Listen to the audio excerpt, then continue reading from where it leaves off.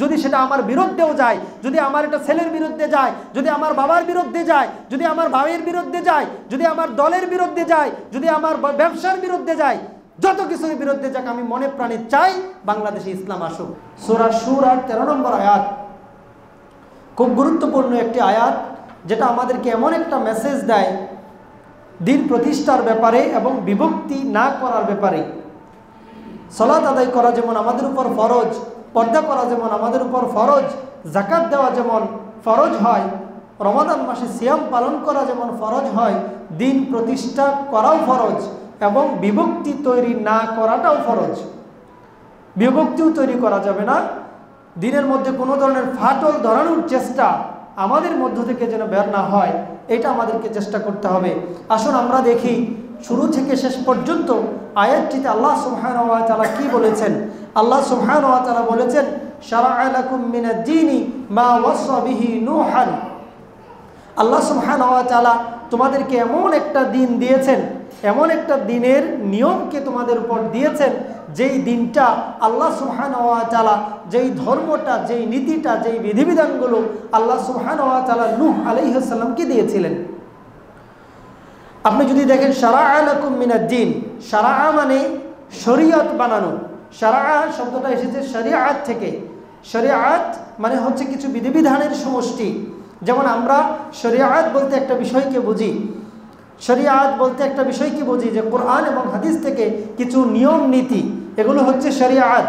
তো আল্লাহ বলছেন শারা'a লাকুম মিনাদ-দীন, দ্বীনের কিছু বিষয়কে তোমাদের জন্য শরিয়া বানিয়ে দেওয়া হয়েছে।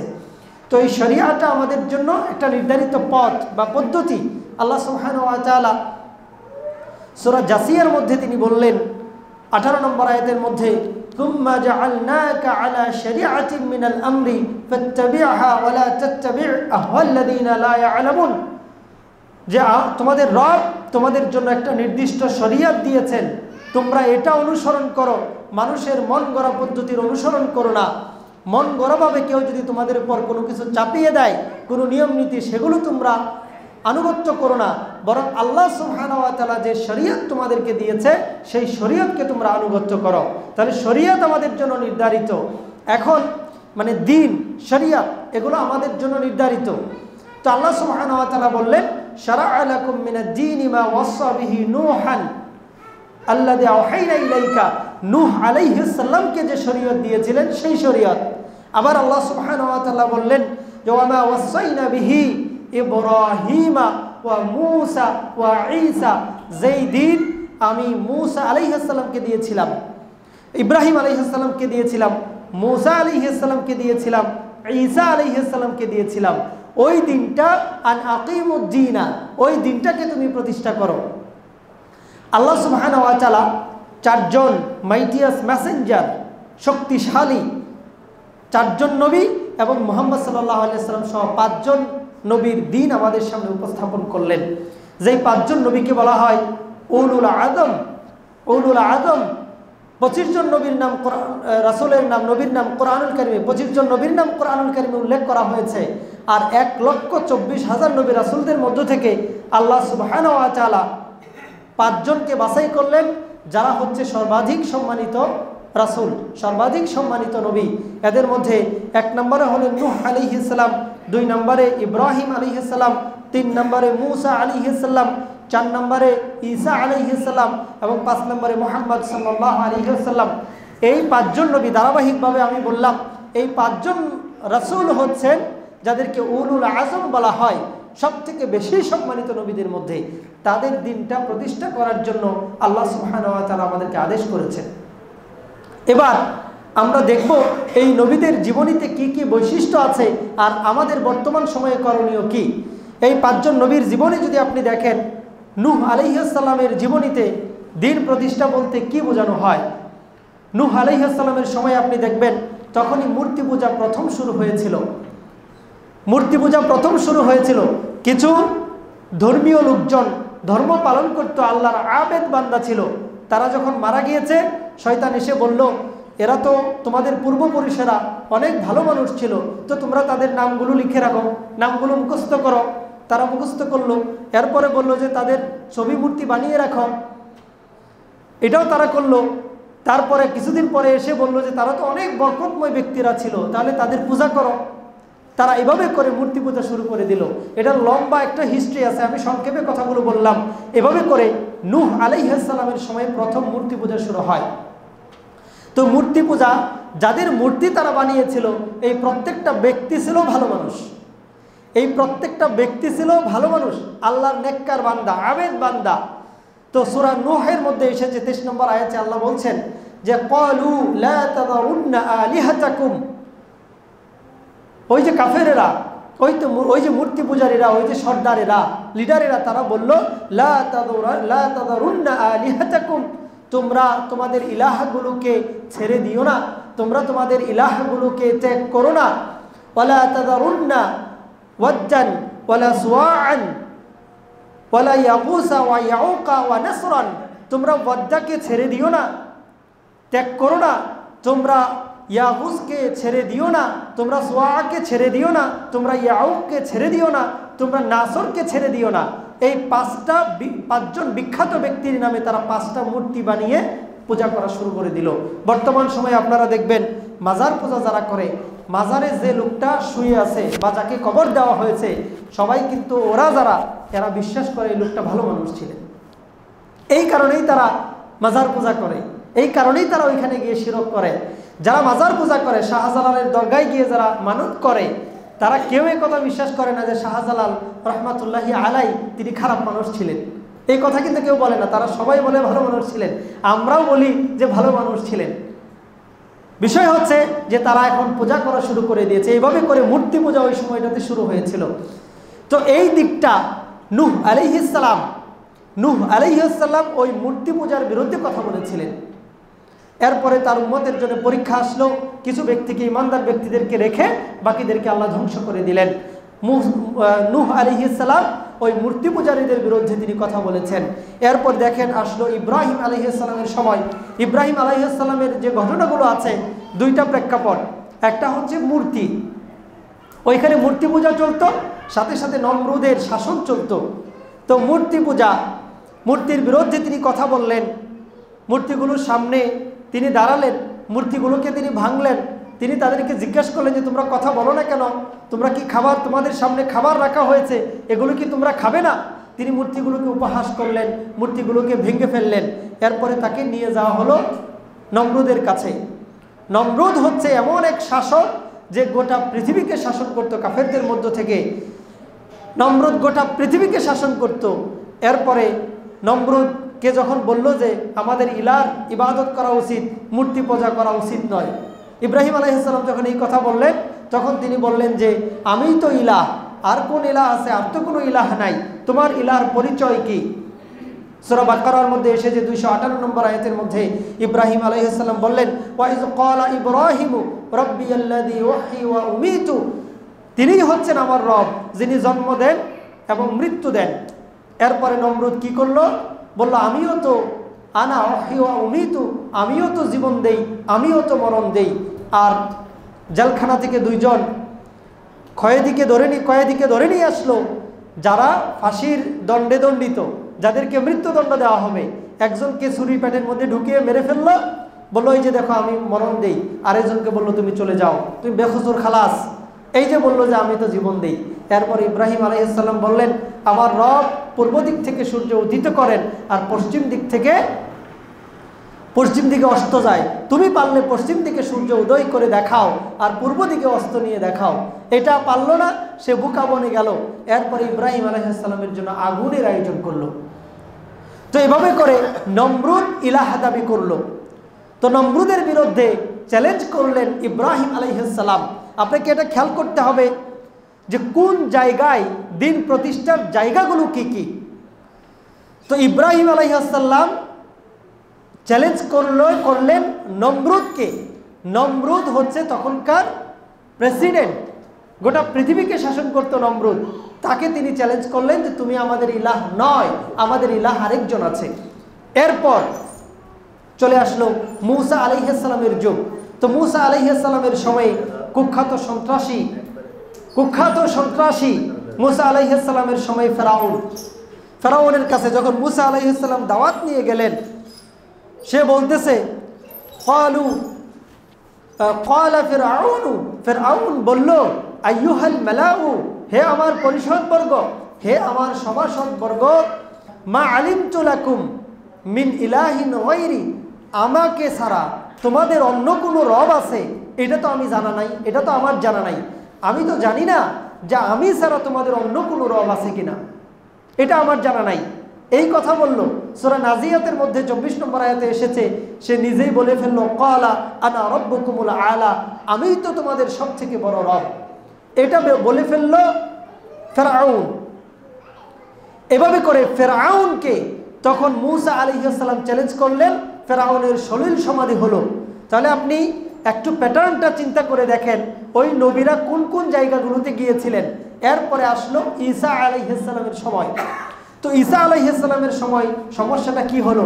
ঈসা আলাইহিস সালামের সময় কয়েকটা বিষয় দেখা গেল, যে কিছু লোকজন আইসা ঈসা আলাইহিস সালামকেই রব হিসেবে গ্রহণ করলো, বলল যে ইনি তো হচ্ছেন আল্লাহর পুত্র, তাহলে আমরা তাকে রব হিসেবে গ্রহণ করবো, নাউযুবিল্লাহ। আর কিছু লোকজন আছে যে ইহুদিদের মধ্য থেকে বা তাদের মধ্য থেকে ধর্মীয় পণ্ডিতদেরকে তারা ইলাহ বানাতে শুরু করলো, রব বানাতে শুরু করলো। সূরা তাওবার মধ্যে 31 নম্বর আয়াতে এসেছে, ইত্তাখাযু আহবারাহুম ওয়া রুহবানাহুম আরবাবাম মিন দুনিল্লাহ ওয়াল মাসিহ ইবনে মারইয়াম, যে তারা রব হিসেবে গ্রহণ করেছে যারা হচ্ছে আহবার এবং যারা তাদের রুহবান এবং ঈসা আলাইহিস সালামকে, এই তিন ক্যাটাগরির ব্যক্তিকে তারা রব হিসেবে গ্রহণ করেছে। আরবাব হচ্ছে রবের বহুবচন।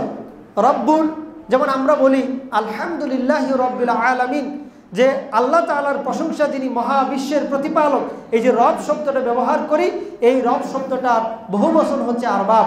আর আহবার বলা হয় যারা খ্রিস্টানদের পণ্ডিত ব্যক্তি আছে, আর রুহবান বলা হয় যারা ইহুদিদের পণ্ডিত ব্যক্তি আছে। তারা খ্রিস্টানদের পণ্ডিত ব্যক্তিদেরকে রব হিসেবে গ্রহণ করেছে। দায়িত্বশীল পর্যায়ের লোক যারা ছিল, যারা তখনকার খ্রিস্টানদের প্রশাসক ছিল, তাদেরকেই তারা রব হিসেবে গ্রহণ করেছে।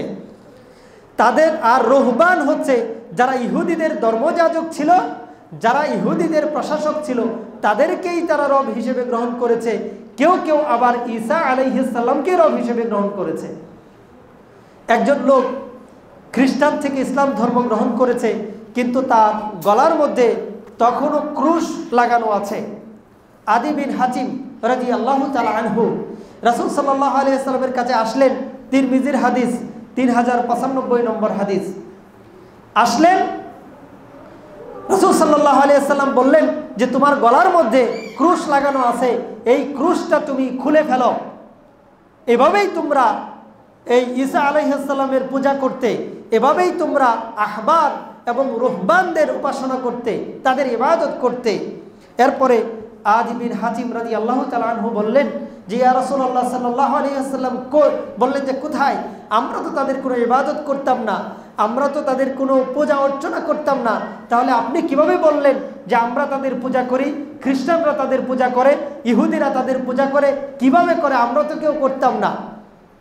এরপরে রাসূলুল্লাহ সাল্লাল্লাহু আলাইহি ওয়াসাল্লাম বললেন যে তারা, এই যে ধর্মীয় নেতাগণ, এই যে রাষ্ট্রীয় নেতাগণ, তারা হালালকে হারাম করত, হারামকে হালাল করত, তোমরা কি ওই জিনিসটা মেনে নিতে? বলতো যে হ্যাঁ, আমরা তো মেনে নিতাম। তোমরা এই জিনিসটা মেনে নিতে, এভাবে করেই তোমরা তাদের ইবাদত করতে।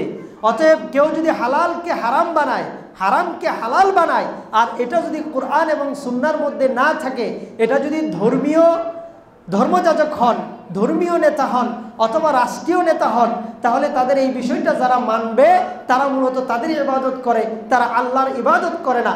কারণ হালাল এবং হারাম করার ক্ষমতা একমাত্র আল্লাহ তাআলার, এবং আল্লাহ সুবহানাহু ওয়া তাআলা মুহাম্মদ সাল্লাল্লাহু আলাইহি ওয়াসাল্লামকে যতটুকু দিয়েছেন ঠিক ততটুকু, এর বাইরে তিনিও করতে পারবেন না, তারও অধিকার নাই।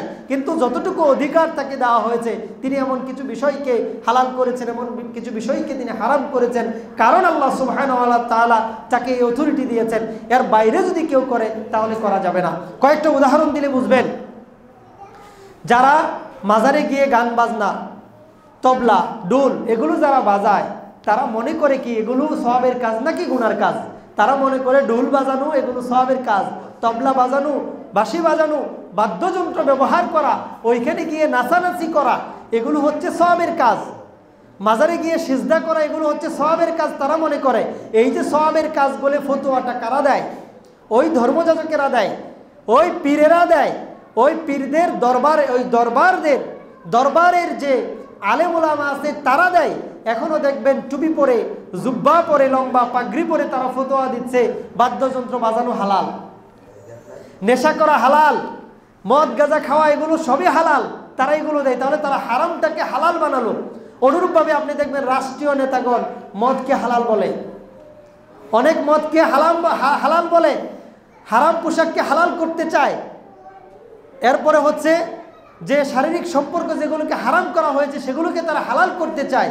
এভাবে করে যারা আহবার আছে, যারা রুহবান আছে, যারাই এরকম হালালকে হারাম করতে চাইবে, হারামকে হালাল করতে চাইবে, এদেরকে ঈসা আলাইহিস সালাম চ্যালেঞ্জ করেছিলেন, বলছে না এটা হবে না, বরং আল্লাহ সুবহানাহু ওয়া তাআলাই হচ্ছেন আমাদের ইলাহ, তিনি আমাদের বিধান দিবেন, তিনিই একমাত্র ক্ষমতা রাখেন হালালকে হারাম করার, হারামকে হালাল করার। এটা যারা মানে না মূলত তারা হচ্ছে ওই তাদেরই ইবাদত করে, তাদেরই অনুসারী হচ্ছে তারা। এবার আপনি খেয়াল করেন এই বিষয়গুলো আনার পরে আল্লাহ সুবহানাহু ওয়া তাআলা বললেন আন আকিমুদ্দিন, তোমরা দিনকে প্রতিষ্ঠা করো, ওয়ালা তাতাফারাকু ফিহি, এবং এর মধ্যে কোনো ধরনের ফারাক তৈরি করো না। তাহলে দিনকে প্রতিষ্ঠা করার ক্ষেত্র এখন আকিমুদ্দিন বলা হয়েছে, আকিমুস সালাত বলা হয়েছে, আকিমুস সালাত বলা হয়েছে যখন, তখন হচ্ছে সালাত প্রতিষ্ঠা করা। তাহলে আকিমুদ্দিন হলে কি হবে? দিনকে প্রতিষ্ঠা করা। তাহলে সলাৎ আপনি যেমন প্রতিষ্ঠা করবেন, আপনি যেমন 5 ওয়াক্ত সলাৎ আদায় করেন এবং এটার জন্য যেমন দাওয়াত নিয়ে যান মানুষের দ্বারে দ্বারে, আপনার পরিবারের লোকজনকে আপনি আদেশ করেন, অনুরূপভাবে দিন প্রতিষ্ঠার ব্যাপারেও আপনাকে কথা বলতে হবে। তাহলে দিন প্রতিষ্ঠা করবেন কোন কোন জায়গায়? 3টা ক্ষেত্র আছে দিন প্রতিষ্ঠা করার। একটা ক্ষেত্র হচ্ছে ব্যক্তিগত জীবন, ব্যক্তিগত জীবনে দিন প্রতিষ্ঠা করা। আরেকটা হচ্ছে পারিবারিক জীবনে দিন প্রতিষ্ঠা করা, আরেকটা হচ্ছে রাষ্ট্রীয় জীবনে দিন প্রতিষ্ঠা করা। আমাদের বাংলাদেশের মানুষগণ দিন বলতে বুঝেছে যে এই যে অন্ধ লোকজন যারা হাতি দেখতে গিয়েছিল, অন্ধ লোকের যে গল্প আপনারা শুনেছেন, হাতি দেখতে গিয়ে যারা কানের মধ্যে স্পর্শ করেছে এরা মনে করেছে যে হাতি হচ্ছে কোলার মতো, যারা পায়ের মধ্যে স্পর্শ করেছে তারা ধরেছে যে হাতি হচ্ছে একটা পিলারের মতো, একটা বড় খাম্বার মতো, আর যারা পেটের মধ্যে স্পর্শ করেছে তারা বলতেছে যে হাতি হচ্ছে একটা বড় দেয়ালের মতো। আসলে হাতি যে কেমন এটা তারা বুঝতে পারে না। বাংলাদেশে অনেক দল, অনেক মত, অনেকেই দাওয়াতি কাজ করে, কিন্তু তারা দিনের যে সঠিক ব্যাখ্যা পরিপূর্ণভাবে এটা উপস্থাপন করতে পারে না, ব্যর্থ হয়েছে। কেউ শুধুমাত্র দাওয়াতি কাজ নিয়েই ব্যস্ত, মনে করছে যে দাওয়াতি কাজ করলেই তারা পার পেয়ে যাবেন, এর বাহিরে আর কিছু করতে হবে না।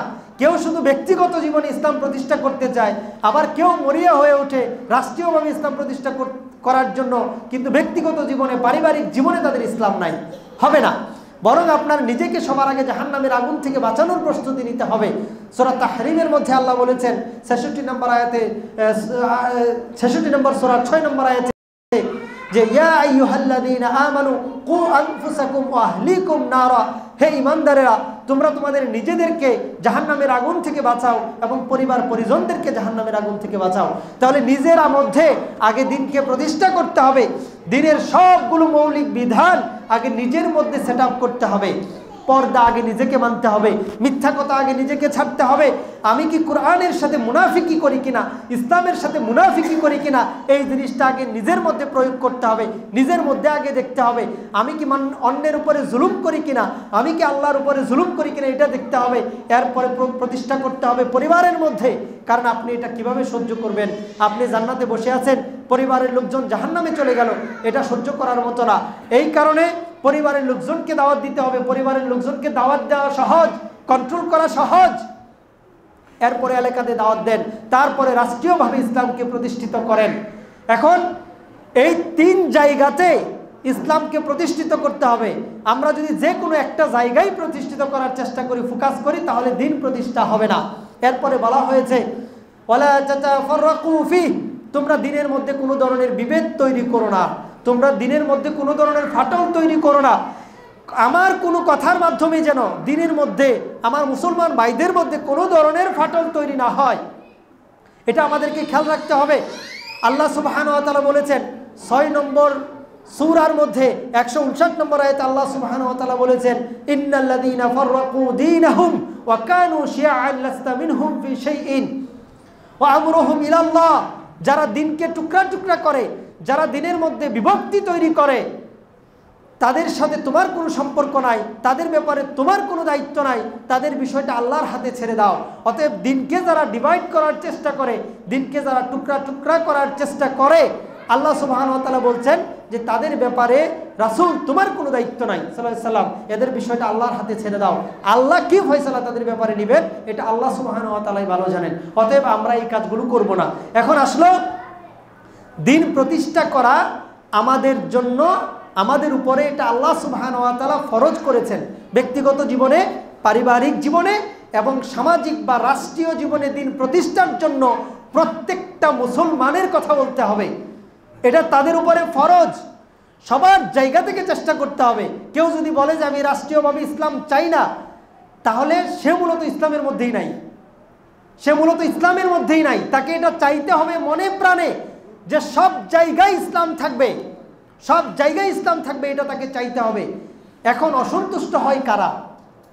কাবুরা আলাল মুশরিকিনা মা তাদউহুম ইলাইহি, এটা মুশরিকদের জন্য বড়ই অসন্তোষজনক, এটা মুশরিকদের জন্য কষ্টের কারণ, অপছন্দের কারণ যে দিন প্রতিষ্ঠা হয়ে যাবে। বাংলাদেশে ইসলাম চায় না কারা? বাংলাদেশে ইসলাম প্রতিষ্ঠিত হোক এটা চায় না কারা? এক নম্বরে যারা সরাসরি মুশরিক, তারা চায় না বাংলাদেশে ইসলাম প্রতিষ্ঠিত হোক। যে দেশগুলো মুশরিক তারা চায় না বাংলাদেশে মুসলমানেরা মাথা উঁচু করে দাঁড়াক, তারা চায় না কোরআন বাংলাদেশের মুসলমানদের সংবিধান হোক, তারা চায় না বাংলাদেশে ইসলাম রাষ্ট্রীয় ধর্ম হোক, ঘরে ঘরে ইসলামের আলো জ্বলক, গ্রামে গ্রামে এলাকায় ইসলামের আলো জ্বলক। এটা চায় না কারা? মোটা দাগে মুশরিকেরা চায় না। মুশরিক কারা? সরাসরি যারা মূর্তি পূজার সাথে জড়িত তারা চায় না, ইসকনের সদস্যরা চায় না বাংলাদেশে ইসলাম প্রতিষ্ঠিত হোক। এই কারণে তারা এখনো ষড়যন্ত্রের মধ্যে লিপ্ত রয়েছে। আপনারা দেখেছেন যে 5 আগস্টের পরে ইসকন যে তৎপরতা চালিয়েছে মুসলমানদের বিরুদ্ধে, এবং তারা একজন আইনজীবীকে প্রকাশ্যে তারা হত্যা করেছে চট্টগ্রামে জজ কোর্টের সামনে। আমাদের ভাইকে তারা হত্যা করেছে। হত্যা করার পরে যে অপপ্রচার চালিয়েছে ইন্ডিয়ান মিডিয়াগুলো, আপনি দেখেন, আমাদের মনে পড়ে সেই ফিলিস্তিনের ইতিহাসের কথা। ইসরায়েল মিডিয়াতে যেভাবে প্রচার করেছিল ফিলিস্তিনিদের বিরুদ্ধে, ঠিক একইভাবে এই মুশরিকেরা আমাদের বিরুদ্ধে প্রপাগান্ডা চালাচ্ছে। যেন মনে হচ্ছে বাংলাদেশের প্রতিটা মানুষ সন্ত্রাসী, যেন মনে হচ্ছে বাংলাদেশের প্রতিটা মানুষ জঙ্গি। কেন তারা ইসলাম চায়? কেন তারা তাদের ন্যায্য অধিকারের কথা বলে? কেন তারা ধর্মীয় স্বাধীনতার কথা বলে? এই কারণে তারা জঙ্গি। এটা মনে হয় ফিলিস্তিনিতে আক্রমণ করার আগে, ফিলিস্তিনের জমিগুলোকে দখল করার আগে মিডিয়ার মাধ্যমে ইসরায়েলেরা বৈধ করে নিয়েছিল।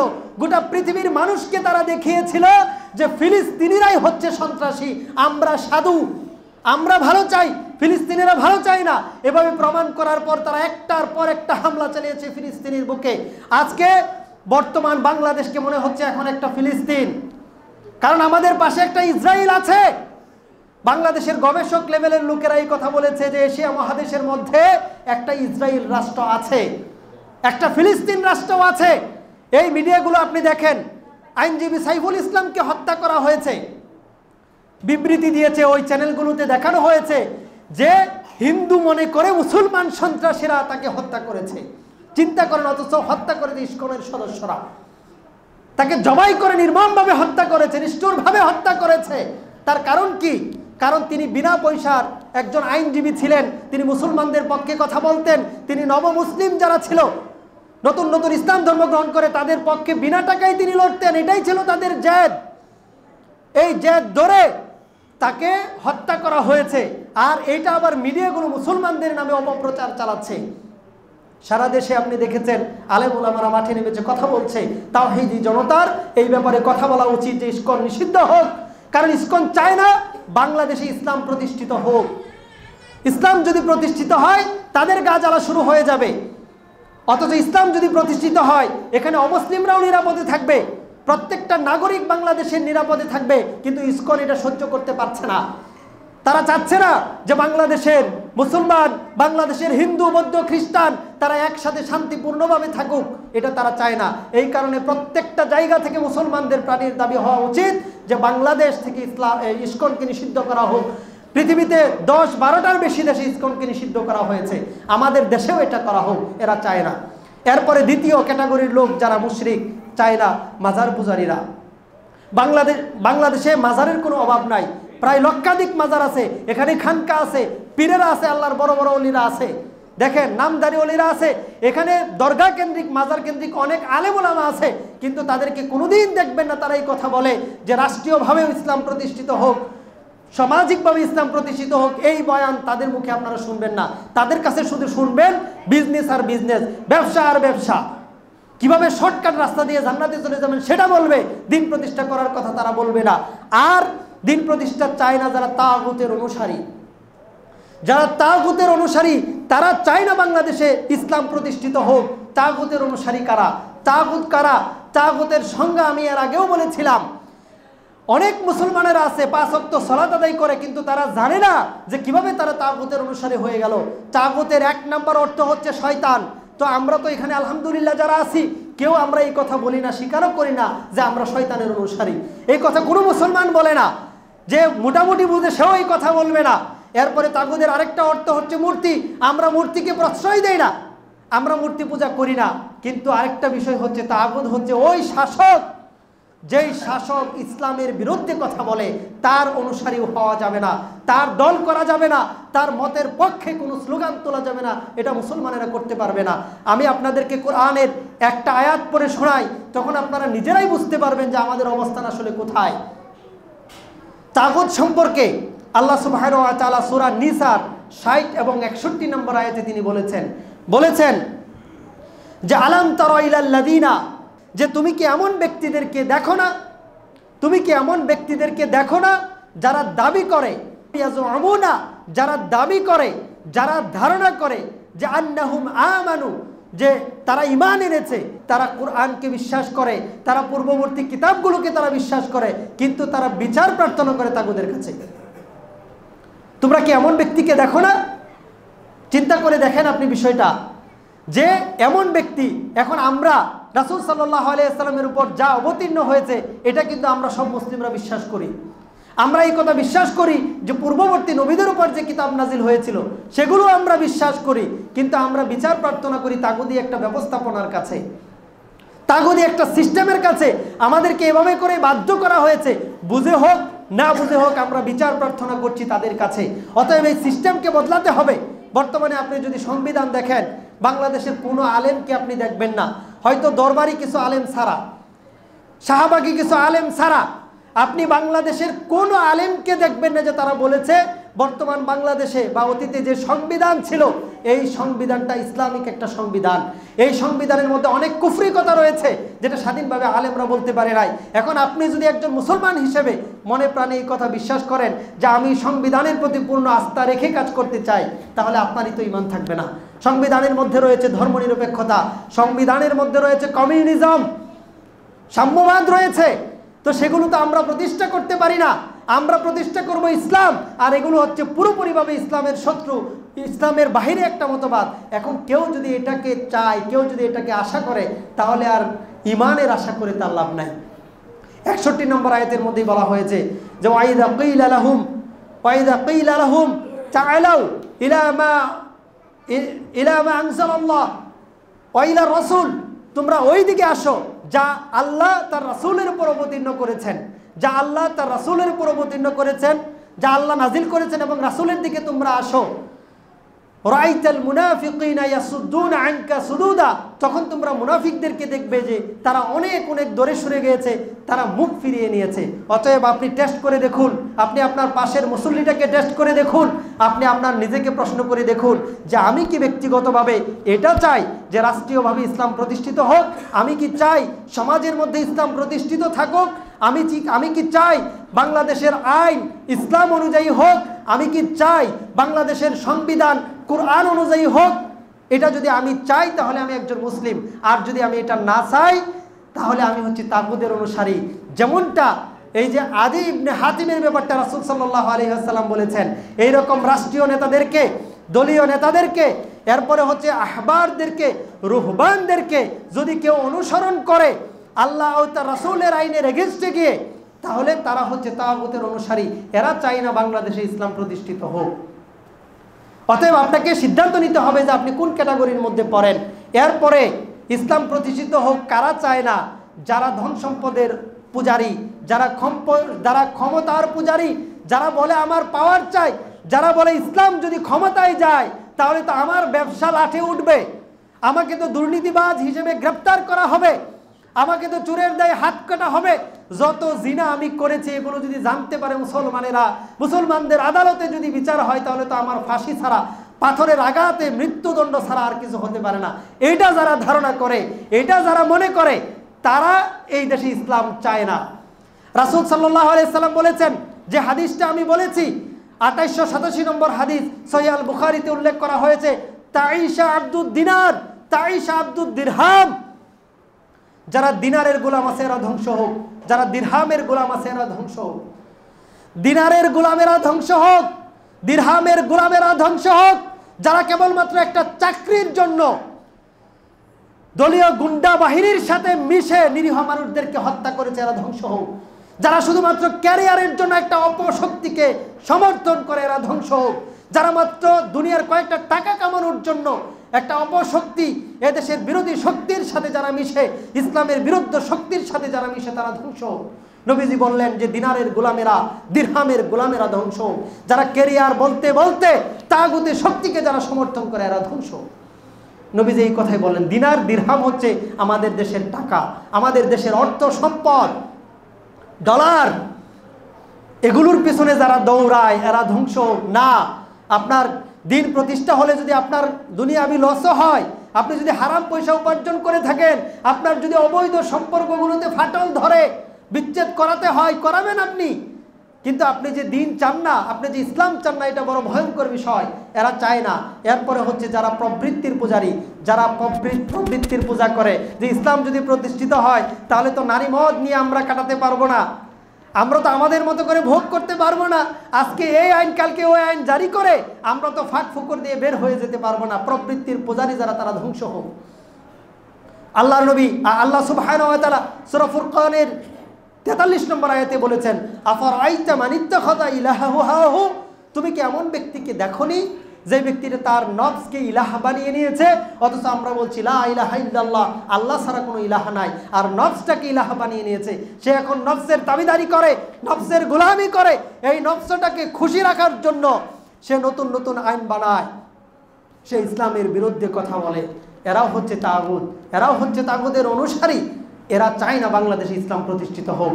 আর তাওহীদি জনতা মানেই আল্লাহর কাছে চাওয়া উচিত যে আল্লাহ ইসলাম আসুক। ইসলাম ছাড়া বাংলার মানুষের মুক্তি মিলবে না, ইসলাম ছাড়া অমুসলিমদেরও মুক্তি মিলবে না, ইসলাম ছাড়া এই দেশের মানুষের মুক্তি মিলবে না, অনিশ্চিত মুক্তি। অতএব ইসলাম আসুক, এটা আমাদের মনে প্রাণে চাওয়া উচিত। সব জায়গায় ইসলামাইজেশন হতে হবে, সব জায়গায় ইসলামকে ছড়িয়ে দিতে হবে, ইসলামের শ্রেষ্ঠত্বকে তুলে ধরতে হবে, তাগুতি শক্তিকে অস্বীকার করতে হবে, তাগুতি ব্যবস্থাপনাকে অস্বীকার করতে হবে, তাগুতি অর্থনীতিকে, সুদভিত্তিক অর্থনীতিকে অস্বীকার করতে হবে। সবগুলোকে অস্বীকার করে একমাত্র ইসলামকে প্রতিষ্ঠা করার জন্য মনে প্রাণে চাইবে মুসলমানেরা। এবার আল্লাহ বলছেন, আল্লাহু ইয়াজতাবি ইলাইহি মাইয়াশা, আল্লাহ যাকে ইচ্ছা তিনি হেদায়েত দান করেন, যাকে ইচ্ছা তিনি কাছে টেনে নেন, যাকে ইচ্ছা তাকে দিয়ে তিনি দিন প্রতিষ্ঠা করান, সবাইকে দিয়ে আল্লাহ করান না। আল্লাহ সুবহানাহু ওয়া তাআলা তার চাচা আবু তালিবকে বলছেন যে চাচা তুমি শেষ বয়সে আসছো, মারা যাবে, একটু কালিমাটা বলো। বারবার পেরাপেরি করছেন যে একটু কালিমাটা পড়ো, তুমি শুধু লা ইলাহা ইল্লাল্লাহ বলো, আমি মরার পরে সাক্ষ্য দিব যে তুমি একজন ইমানদার ছিলে। আল্লাহ সুবহানাহু ওয়া তাআলা জানিয়ে দিলেন, ইন্নাকা লান তাহদি মান আহবাবতা, তুমি যাকে পছন্দ করো, তুমি যাকে ভালোবাসো তাকে তুমি হেদায়েত দিতে পারবে না, বরং আল্লাহ যাকে চান তিনি তাকে হেদায়েত দিবেন। অতএব কেউ চাইলেই দিনের কাজে আসতে পারে না, সম্পদের লোভ ছাড়তে পারে না, সুদ ছাড়তে পারে না, ঘুষ ছাড়তে পারে না, সবাই পারে না। আল্লাহর কবুল করতে হবে, আল্লাহ যদি না চান ছাড়তে পারবে না। এই কারণে আল্লাহর কাছে দোয়া করা উচিত যে আল্লাহ, এই যে সুদের ব্যবসা শুরু করেছিলাম, এই যে ঘুষের ব্যবসা শুরু করেছিলাম, এই যে তাগুতি শক্তির সহায়তা শুরু করেছিলাম, আমি যে ছাড়তে পারতেছি না তার কারণ কি? আল্লাহ তুমি আমাকে আপন করে নাও, আল্লাহ তুমি আমাকে কাছের বান্দা হিসেবে কবুল করো, না চাইলে হবে না। আল্লাহ এর পরের আয়াতের মধ্যেই বলছেন, আল্লাহ পরের অংশটার মধ্যেই বলছেন যে যে আল্লাহমুখী হয় আল্লাহ সুবহানাহু ওয়া তাআলা তাকে হেদায়েত দেন। আল্লাহ তাকে হেদায়েত দেন কাকে? মাইয়ুনিব, যেই ব্যক্তিটা তার মুখী হয়। আপনার মন থেকে যদি ইচ্ছাই না হয় যে আপনি নিজের জীবনে দিন প্রতিষ্ঠা করবেন, পরিবারে দিন প্রতিষ্ঠা করবেন, রাষ্ট্রীয়ভাবে দিন প্রতিষ্ঠা করবেন, এটা যদি আপনার নিজের থেকে ইচ্ছাটা উদ্ভব না হয়, উদয় না হয়, তাহলে আল্লাহ আপনাকে হেদায়েত দিবেন না। অতএব নিজের থেকে চেষ্টা করতে হবে যে আল্লাহ মনে প্রাণে আমি চাই বাংলাদেশে ইসলাম আসুক, মনে প্রাণে আমি চাই ইসলামের প্রত্যেকটা বিধিবিধান অক্ষরে অক্ষরে মানতে। যদি সেটা আমার বিরুদ্ধেও যায়, যদি আমার একটা ছেলের বিরুদ্ধে যায়, যদি আমার বাবার বিরুদ্ধে যায়, যদি আমার ভাইয়ের বিরুদ্ধে যায়, যদি আমার দলের বিরুদ্ধে যায়, যদি আমার ব্যবসার বিরুদ্ধে যায়, যত কিছুর বিরুদ্ধে যাক, আমি মনে প্রাণে চাই বাংলাদেশে ইসলাম আসুক। তাহলে আপনি একজন ইমানদার। আর না হলে তাগুদের অনুসারী হয়েই মরতে হবে, মুনাফিক হয়ে মরতে হবে। আল্লাহ তাআলা আমাদেরকে বুঝদান করুন, আমিন।